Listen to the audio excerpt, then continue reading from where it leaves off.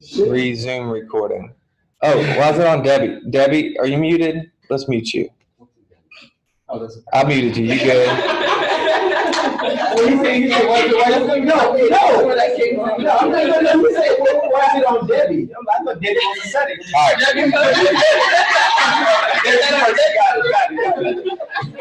Sorry, Debbie. She's a filter. Nothing. So one, I'm glad I shifted my content yesterday because it was going to be very similar to that. Even terms opportunity costs were coming into mind. So I just want to hone in on both of these things. She talked about Jesus's bluntness. That's one of those things that I really wanted to talk about. And I went to urgency last week, and then I wanted to talk about it again this week. And because it's so true, you see it throughout that Jesus is able to say with candor the things that a lot of people aren't willing to say. And it's so crucial for us as leaders. I was tempted to just do like 5 different leadership topics today, but they tell you don't talk about 5 different things. You hand people 5 bowling balls, they're going to drop at least 3 of them. So we'll hone in. But I love that because as leaders, and this is something I'm learning right now, you have to have candor. Candor means just speaking what needs to be said without fear of judgment or rejection. And that's my definition out there. So if you look in Webster's dictionary, you'll see something different. You'll go, oh, Matt lied to us. No, I didn't. I made my own definition. But in leadership, so I've got about 32 leaders or coordinators under me here at the campus, not to mention my family or people I interact with in other situations.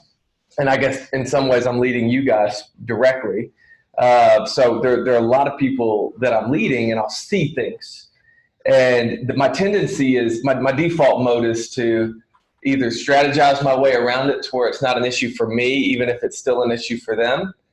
Like someone in your family is struggling, and you're like, well, I guess I won't have a conversation with them about this. I'll just do my own thing and hope they don't interfere with my livelihood. Or a leader that I have or a volunteer that I have who's not operating at the level that I really think they should, it's easier for me to say, oh, let me work around this. And Jesus doesn't default to working around. He defaults to having the difficult conversation. And sometimes people leave, but most of the time they'll come back with respect if the conviction of the Holy Spirit's within them. And so I've found that the more hard conversations I have, if they're necessary, don't just have them for the sake of having them, but if they're necessary, I've actually had people come around and be 2 to 3 times better than I could have even pictured just because I had the conversation. And so what do you see? Jesus says that to Peter. We know that he rejects him at the fire, that he remembers what Jesus said. And that memory of what Jesus said not only caused him to feel guilty, which maybe isn't a healthy response, but it brought in him a conviction that shifted his disposition after Jesus' death, such to the point where he's able to come into the book of Acts and be probably the main leader in the church, at least for the first 5 to 10 years of the ministry of the church in Jerusalem. So difficult conversations can be very powerful. So I love that you said that, and we're going to keep talking about this stuff. Second thing I really liked was what you said. Leaders know the opportunity cost, and that's what I was just leaning in, eating all of this up with the woman who poured oil on Jesus, that Judas and many of the disciples saw as a waste. We talk crap about Judas for it, but the majority of them probably saw it as a waste, and there are decisions we have to make as leaders that don't make sense. I think back to when Pastor Stephen, if you've seen our little 5-year documentary, it's about 10 years old at this point, or 8 years old, but if you've seen it, you see early on in the church, Pastor Stephen spent about $36,000 on a soundboard. And this is real early, like clean the bank account for it. And then a little bit later on, for our egg drop, he cleared the bank account for that. It's like, why would you do this for one event on Easter? Why would you spend this much money on a soundboard? And in Pastor Stephen's mind, he saw the value in it, whereas other people saw it as a cost that didn't make sense. Leaders see the opportunity cost. It is so important for, you see it here, that he knew what the value of that oil would be when no one else did, even though he had been telling them he was going to die. So I love that insight. Let's keep going. Someone go up. Yeah, let's go, Chris. Yeah. Oh, Nikki. I got it for you. Go first. So since she was talking about the alabaster box thing, I'm going to tag on separate things. So I'm going to talk about her. She was bold. She broke barriers. She was resilient. She was keeping Jesus first. She recognized him and was giving him place when so many that knew him and were around him even more were questioning her and what she was doing. And I think as leaders in our relationships and our leadership with teams and such, sometimes we're going to be breaking barriers and doing things that seem like they're not protocol, they're not standard. We may be breaking rule breakers in some cultures or ways, and we don't want to just do that like a bull in a china closet, right? We want to be doing that led by the Lord with Jesus first in alignment from a place of worship like she was, whatever that looks like. I love it. Go ahead. I want to point out that in the situation, everybody was afraid. Even one of the very last verses in the chapter is about a boy there in his underwear. He's only wrapped in linen. And when Jesus is arrested, he loses his linen and runs naked. So everybody's very afraid. The disciples are very afraid. And Peter is so afraid that he denies him because he doesn't want to be caught up in the web of arrest and all that. So he's very afraid enough to deny him 3 times, even though he said he never would. I think even Judas has some fear, enough fear to, I don't really know what motivated him to do what he was doing, but I think people, when they do wrong, they're a lot of times motivated by fear. Yeah. Now, Jesus himself is afraid. He's in the garden afraid, and he asks God to take it away from him. But the only place that Jesus shows his fear is to the Father. He never shows it to any of the disciples. When one of the disciples, I think it's Peter, offers to slay the guards there that are arresting him, he's like, no. He's like, he's got his sword handy, he's ready. But even Jesus is then saying, no, it's, that's not it. So we have to learn to only show our fears as leaders to the Father, and otherwise keep them under wrap, and make a courageous stance when we're in front of the room. Love it. Yeah, that's good. Sorry, I think every 2 I'm going to jump in. First, love it. Like there are a lot of things that when we feel compelled by the Spirit, that if we don't do it, we miss out. And a lot of times we don't even know that what we're missing out on or the feeling that we could have had. And so this woman, she doesn't know what she's really doing, but she does it based on an internal conviction. And just whether it's just she wants to bless him in the most simple way possible, or whether it's she kind of has a glimpse into what's going to be happening, even if she doesn't know exactly what's going to happen. She's willing to do something. She's breaking a lot of protocol here. Not only is she in a room full of men, and she goes in and erupts whatever's happening and breaks a jar of oil on him. And I don't know what it even looks like. I mean, can you picture that? Like, I always picture it just because of my 4 years in high school where I was at a Baptist church and I'm super conservative. I picture it's her pouring it on him. But that's not how you get oil on a person. So I'm picturing this situation, and as I get older and older and older, and I'm realizing that it's a very, maybe even borderline inappropriate situation that's happening here. Whether she's rubbing his arms, I don't know the full detail of it. But what I know is it's a real cultural, you don't do this. And so to see her do that, it just gives us, and then Jesus honors that.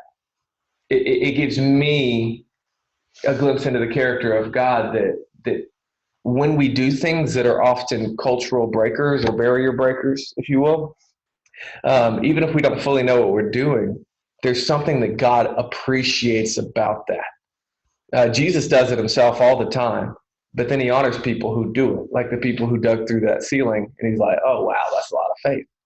But they dug through someone's house. Which is it? Yeah. I mean, is it completely non-practical and now you need to, since insurance didn't really exist in the way it does today, you need to repair this? Or is it, that's a lot of faith. I like that. Sorry about your house, though. It's, what do you do with that? And I love that concept. And Lisa, you started bringing up the fear and talking about different people within the text. And I'm like, I hope she goes there. I hope she goes there. I hope she says that Jesus himself was afraid. And you did. And just recognizing that what you said is all true, that he revealed his fear to the Father. He went close to the Father, yet he led his people. But then there's a reality that when Jesus is talking to the disciples, he's like, I told you to remain in prayer. And you see a little more detail in Luke and a couple other areas. There's a level where if you know what a leader is dealing with, that you can see the emotional response to the people he's leading. And so in some ways, Jesus doesn't show them, like he doesn't tell them exactly what he's dealing with, but he does indicate to them that he's sorrowful to the point of death is actually what one of the texts says. Yeah. And you see that Jesus was afraid, but here's where he's different. As a leader, as our leader, he overcame it and stepped forward and did what God called him to do, regardless of the fear that could have paralyzed him. Whereas the rest of the people around him were paralyzed by that fear. So I love that. Is there anything else? I can jump in. We've got 20 minutes left. I got some stuff I want to talk about. Let's do it, Edwina. Oh, you coming? You coming? Oh, I can. Come on, girl. I wanted to piggyback on that. Oh, we'll piggyback on it and then show you something new. So I thought it was really, I'm a teacher, so I have my notes. I thought it was really interesting when he said, watch and pray, that he was telling them to pray for themselves. He said, watch and pray so that you will not fall into temptation. The spirit is willing, but the flesh is weak. And I think a lot of times we want to pray for everybody else in the room, but that was very clear that sometimes we have to pray for ourselves first and ask the Lord to reveal to us what it is that will help sustain us to get to the next level before we pour it out to everybody else. And I thought that just really like jumped out to me. And the other thing about, when he said to the Father, but your will be done. And the word that the Lord gave me for this year was surrender. And, and just surrender. And that's, he wants death, but he didn't want to. And what am I willing to surrender in my life? And as I lead other people, how do I ask them to surrender things that they just may not want to surrender or feel that they can surrender in order to get to that greater purpose and to the next level or whatever that's great. it look like. No, that's great. Thank you, Edwina. Matt, can I go? Yeah. Last one. Sure? Yeah. Okay. Don't take too long. I won't. No, I promise. So something really stood out to me. I'm going to kind of piggyback on a bunch of different things that were said about when they were praying in the garden, when Jesus asked them to pray, and just Jesus's response when they didn't. Yeah, he was going through this really intense time of trying to figure out, yeah, God's calling me to go to the cross, but I don't want to. But yeah, this isn't your will. So he was going through all of that fear and all of that. But at the same time, he still got down on their level. Mm-hmm. He still got down on their level and met them where they were at. And he's like, guys, this isn't right. But he also didn't take all of that fear. He had some sort of a buffer between them and what he himself was dealing with. And I think a lot of times in leadership, or especially in my life, I have a hard time with that. I have a hard time stepping back and being okay, help me I have to think about where you're at. And then from there, be like, okay, now that I know where you're at and I know where I'm at, like, yeah, I can put that buffer between how I'm feeling and how I need to relate to you as a person or a friend or coworker or whatever. And then at the same time, it comes down to the fact that it just comes back to like, yeah, they weren't listening, but it doesn't mean you have to beat them upside the head about it. Yeah. But you do have to say something. You do have to confront that. You do have to say something like that. But that's something that. Yeah, that's great. That's great.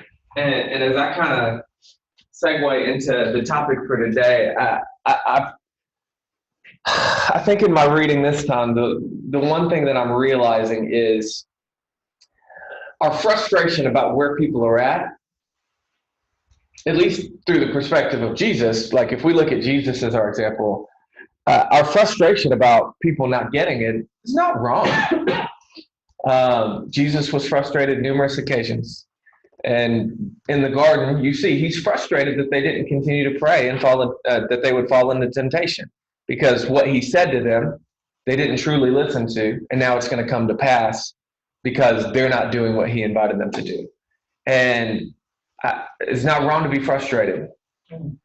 But then Jesus still took responsibility for leading them in the proper direction and for doing what God had called him to do.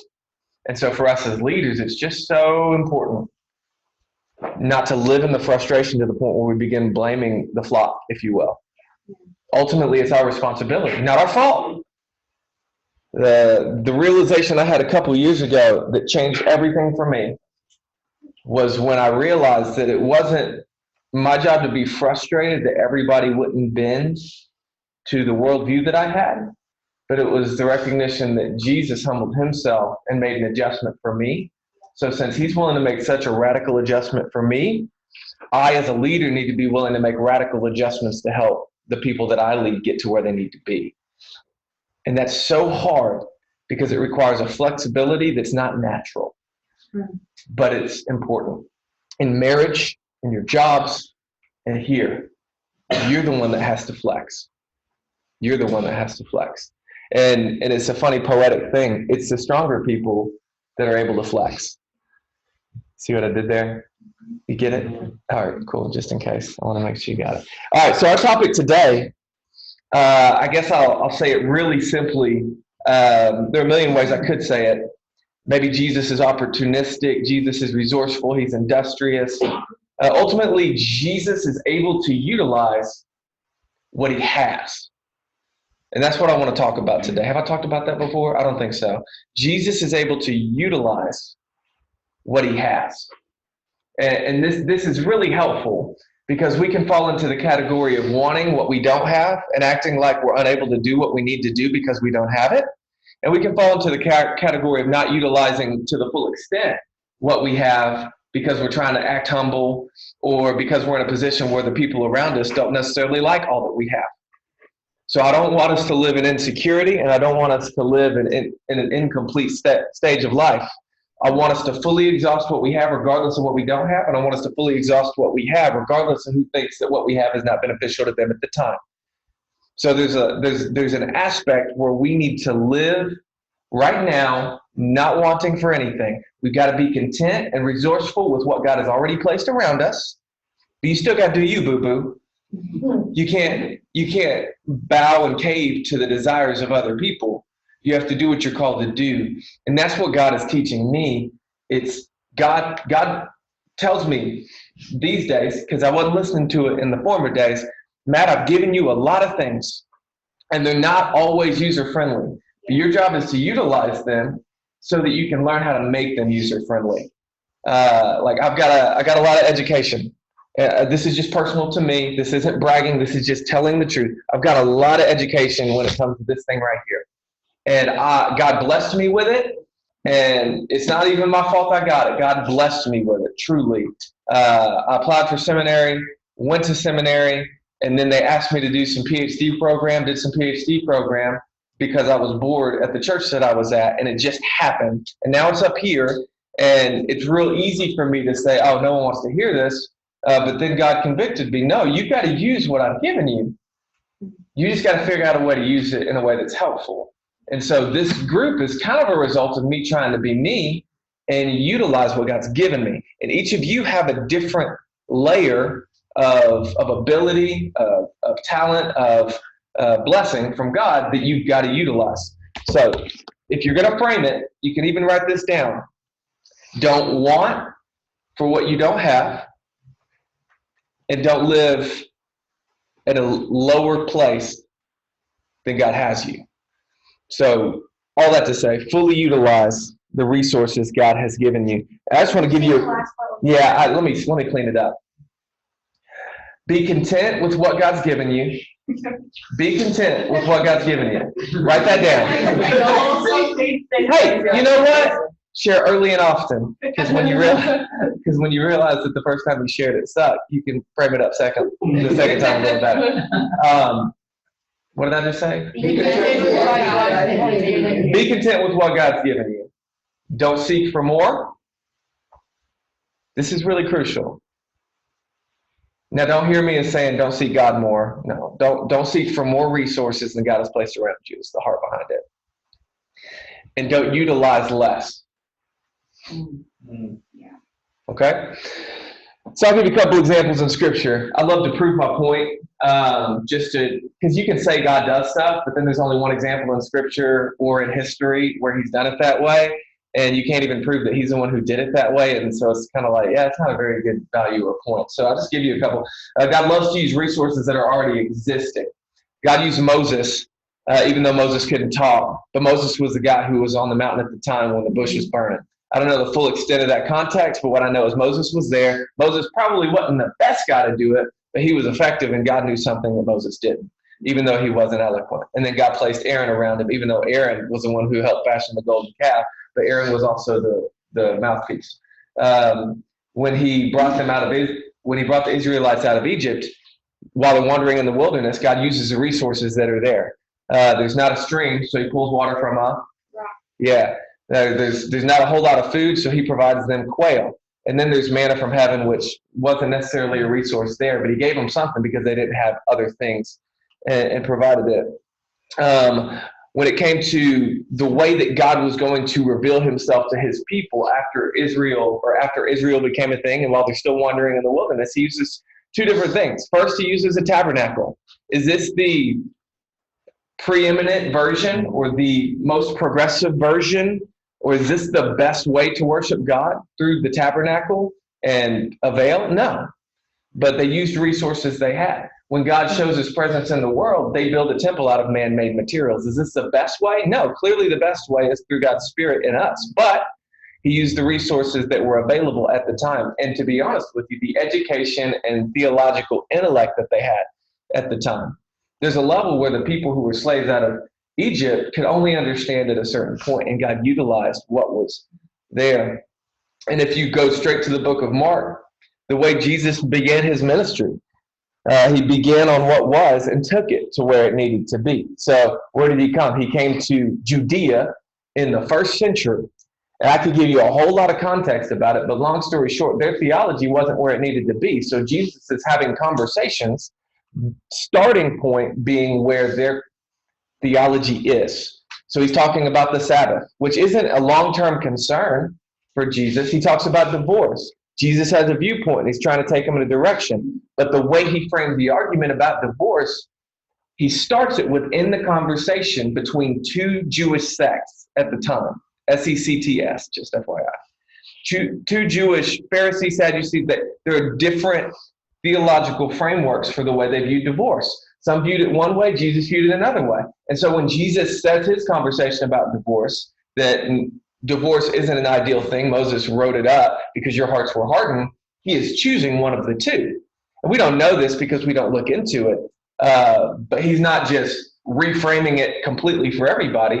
He's giving them, he's choosing based on the resource that they're currently living in, and he chooses a side. When he chooses his disciples, he does not pick the best options, probably, or the most common sense options. In fact, the best options would have been the Pharisees, but they weren't great options because they were stuck in their ways.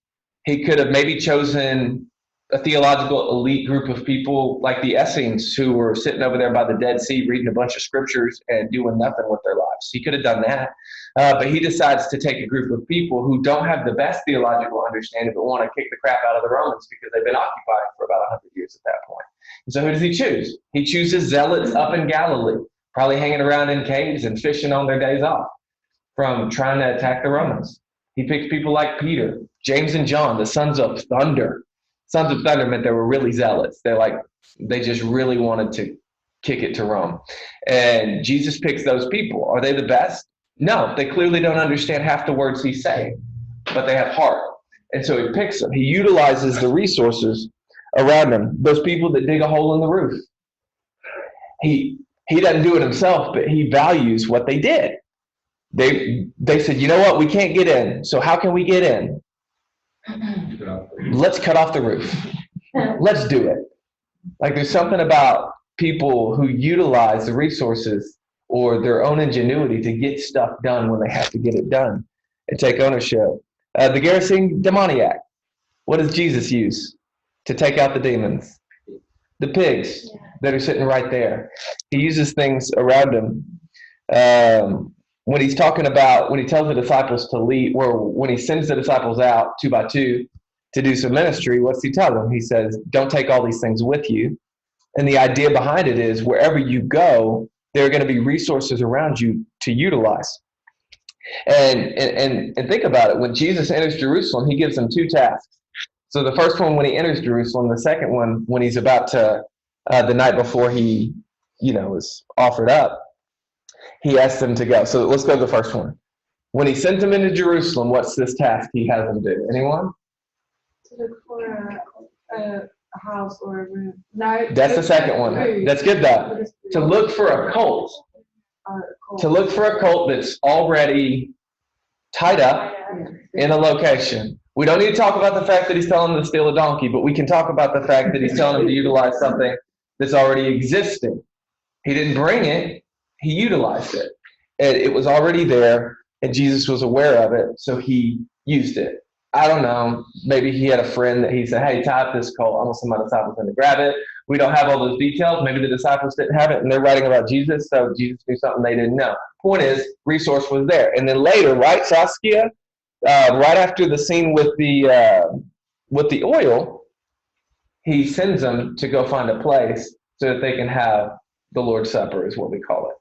And even when it comes to the oil, there are probably better burial oils or oils that were utilized specifically for burial.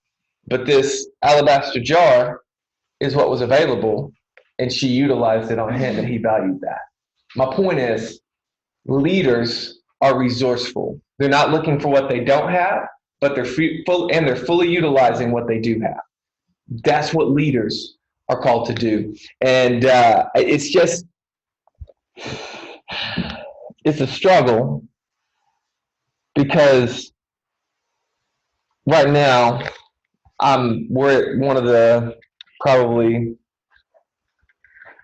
if not the largest, if you include online, churches in the country, or even the world if you include online, because not only do we have 25 to 30,000 people regularly attending physical locations, but online and through YouTube and through worship, we have hundreds and hundreds of thousands of people who regularly follow us.